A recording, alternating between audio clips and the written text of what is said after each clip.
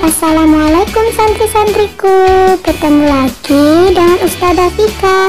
Hari ini kita akan belajar tentang tema 1, subtema 3, pembelajaran 1. Materi pembelajaran bahasa Indonesia. Teks bacaan. Soto Makassar adalah hidangan berkuah yang berasal dari Makassar, Sulawesi Selatan. Setiap jalan di kota Makassar, kita mudah menemukan warung-warung yang menyediakan soto Makassar. Rasa hidangan di setiap warung memang hampir sama, tapi yang membuat berbeda adalah bumbu tambahan yang diberikan oleh masing-masing.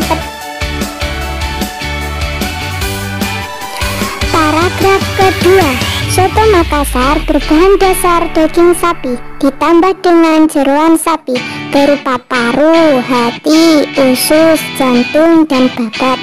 Sementara bumbu kuahnya merupakan perpaduan sejumlah rempah-rempah dan gilingan kacang tanah yang sudah digoreng.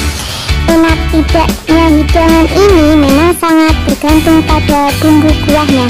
Nah, sekarang kita akan mencari gagasan pokok dan gagasan pendukung. Nah, gagasan pokok pada paragraf pertama adalah soto Makassar adalah hidangan berkuah yang berasal dari Makassar, Sulawesi Selatan. Sekarang gagasan pokok pada paragraf kedua adalah soto Makassar berbahan dasar daging sapi ditambah dengan jeroan sapi berupa paru, hati, usus, jantung, dan babat.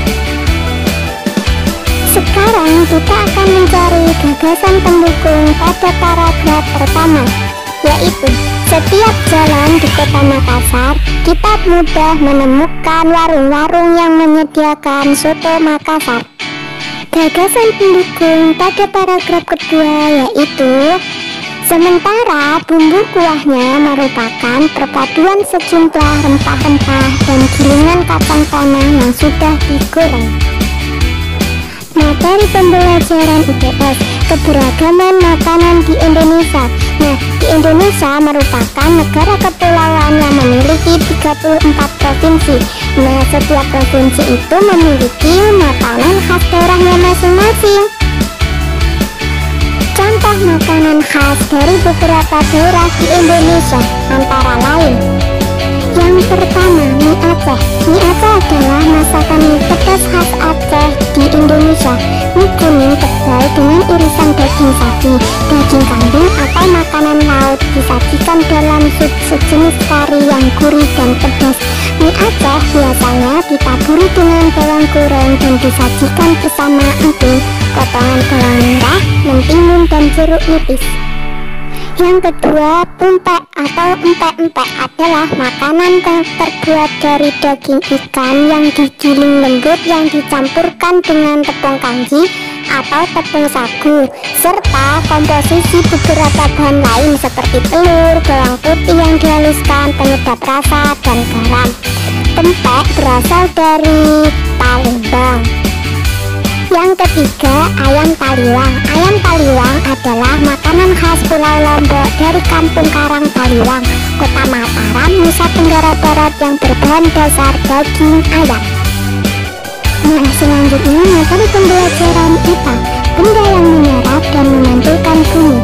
Bunyi yang mengenai permukaan suatu benda dapat dipantulkan atau diserap. Apabila mengenai benda keras dan licin, bunyi akan dipantulkan oleh benda tersebut. Sebaliknya, bunyi akan diserap oleh benda dengan permukaan yang lunak. Beberapa contoh benda yang dapat menjadi pemantul bunyi diantaranya: permukaan dinding, batu, atau semen. Nah, selanjutnya adalah keramik. Nah, benda-benda tersebut merupakan benda padat dengan konstruksi keras dan bersifat memantulkan bunyi. Contoh benda yang bisa menyerap bunyi antara lain kain, karpet, wol, dan busa.